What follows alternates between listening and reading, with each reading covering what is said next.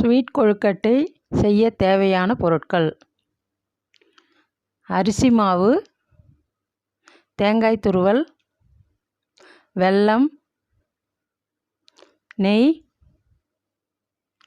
எள்ளு, வேர்க்கடலை, ஏலக்காய்.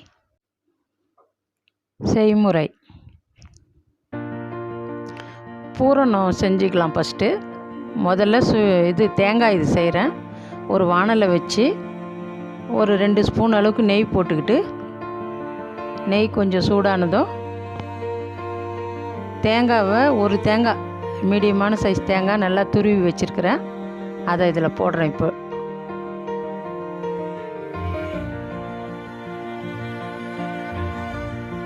போட்டுட்டு அதை லைட்டாக வதக்கிக்கணும்.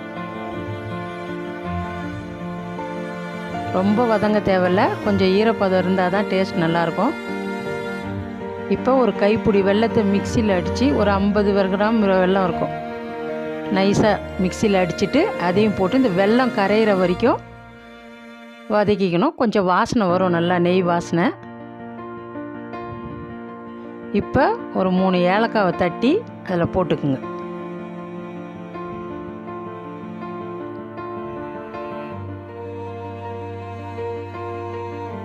அதில் போட்டுட்டு கிளறி இறக்கி வச்சுங்க. இதுவும் ஒரு பூரணம்.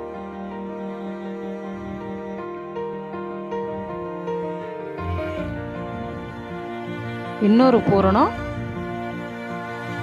வேர்க்கடலையை ஒரு 100 கிராம் எள்ளு நல்லா வறுத்துட்டு பொடி பண்ணி வச்சுருக்கேன். வேர்க்கடலையும் நல்லா வறுத்துட்டு தோல் நீக்கிட்டு கரகரப்பாக பொடி பண்ணி வச்சுருக்கிறேன். இது ரெண்டுத்தையும் மிக்ஸ் பண்ணிக்கிறேன். இப்போ இது கூட ஒரு 50 கிராம் வெல்லம் மிக்சியில் அடிச்சுட்டு அது கூட கலந்துக்கிறேன். 3த்தையும் சேர்த்து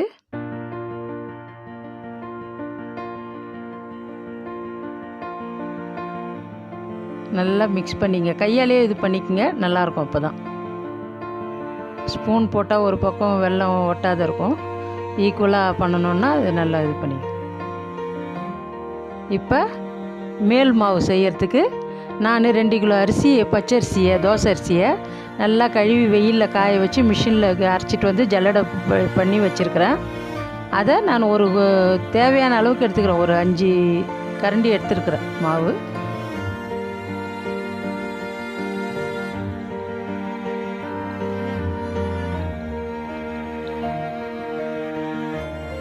இதை கொஞ்சமாக உப்பு போட்டுங்க, ரொம்ப போடக்கூடாது, லைட்டாக உப்பு போட்டு கொதிக்க வச்சுருக்கேன் தண்ணி, நல்லா சுடு தண்ணி.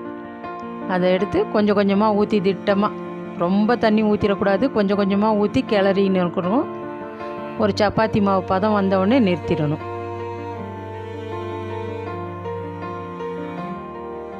இன்னும் கொஞ்சம் ஊற்றிக்கிறேன். இப்போ பாருங்கள், கையால் நல்லா சமமாக பிசைஞ்சு மேலே கொஞ்சம் எண்ணெய் தடவி இருக்காங்கம்மா, எண்ணெய் மாவு காயாமல் இருக்கிறதுக்காக. அதை இப்போ மூடி வச்சுட்டு, இப்போ ஒரு வாழை இலையை சின்ன சின்ன இலையாக பீஸாக கட் பண்ணி வச்சுருக்கிறேன். அதில் எண்ணெயை தடவிட்டு, வெள்ளை மாவு கொஞ்சமாக எடுங்க, ரொம்ப எடுக்காதீங்க. ஒரு சின்ன பால் அளவுக்கு எடுத்துக்கினா போதும். அந்த மாதிரி தட்டிட்டு, மாவு பாருங்கள் எவ்வளோ மெத்துன்னு இருக்குது, சாஃப்டாக இருக்கும் கொழுக்கட்டை இது. அந்த மாதிரி எடுத்துகிட்டு நடுவில் கொஞ்சமாக ஒரு சின்ன ஸ்பூன் வைங்க, போதும். சின்ன சின்ன கொழுக்கட்டையாக இருந்தால் குழந்தைங்கள்லாம் நல்லா சாப்பிட்றதுக்கு ஆசையாக சாப்பிடுவாங்க. அதை அப்படி கையால் அழுத்தி விட்டுடுங்க, கொஞ்சம் வெளியே வராது. அப்புறமா இலையால் மூடிக்கலாம். கையால் அழகாக பாருங்கள் எவ்வளோ அழகாக வருது பாருங்கள். தண்ணி நல்லா கொதிக்குது. இப்போ இட்லி தட்டை வைக்கிறேன் பாருங்கள், அதில் வச்சுட்டு வரேன். திருப்பி வைங்க, மேல் பக்கமாக வைக்காதீங்க. இலை அப்போ தான் இலையோட இது ஆவி அதில் வேகும். பாருங்கள், திரும்ப அதே இதுவே இன்னொரு வாட்டி செய்கிறேன். எள்ளுதே பூர்ணத்துது எண்ணெய் ரவை கையில் தொட்டுக்கிட்டு அந்த வாழை இலையிலே கொஞ்சம் எண்ணெய் தடவி இருக்கிறேன். பாருங்கள் அழகாக சின்ன சின்ன உருண்டையாக எடுத்து மெலிசாக தட்டினீங்கன்னா நல்லா சாஃப்டாக இருக்கும் கொழுக்கட்டை, காயவே காயாது. பாருங்கள் எவ்வளோ அழகாக வருது பாருங்கள். அவ்வளோதான்.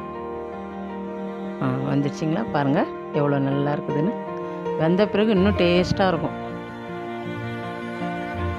இப்போ வேறு பூரணம் வைக்கிறேன் பாருங்கள், தேங்காய் பூரணம். அதுவும் இதே மாதிரி தான் பாருங்கள். இலையில எண்ணெய் தடவிட்டு கொஞ்சமாக மாவு எடுத்து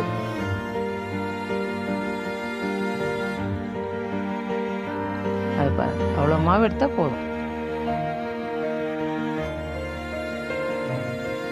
அப்படியே சாஃப்டாக இருக்குது தட்டுறதுக்கே.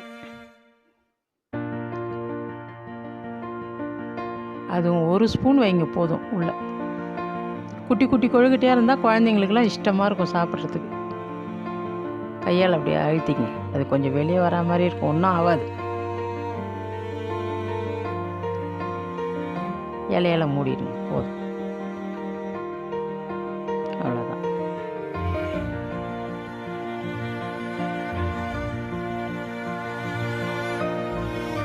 அதே கொழுக்கட்டையை இன்னொன்று பண்ணுறேன். இப்போ பாருங்கள், கையில் மோதகம் மாதிரி பண்ணிகிட்ருக்குறேன். இது கூட அப்படியே பாருங்கள், கையில் மாவு எவ்வளோ அழகாக அப்படியே வருது பாருங்கள். அதில் கொஞ்சம் தடவிட்டு பூர்ணம் வச்சு பாருங்கள், மோதகம் மாட்டோம் கையிலேயே. நம்மளே அதை டிசைன் கொடுத்துக்கலாம் அப்படியே, அவ்வளோதான். பாருங்கள் எவ்வளோ அழகாக இருக்குது. இதை வேறு அச்சு எடுத்துக்கின்னு அச்சியில் போட்டுட்டு கஷ்டம், இதுதான் ஈஸி பாருங்கள், அவ்வளோதான். கொழுக்கட்டை ரெடி. லைக் பண்ணுங்கள், ஷேர் பண்ணுங்கள், சப்ஸ்கிரைப் பண்ணுங்கள்.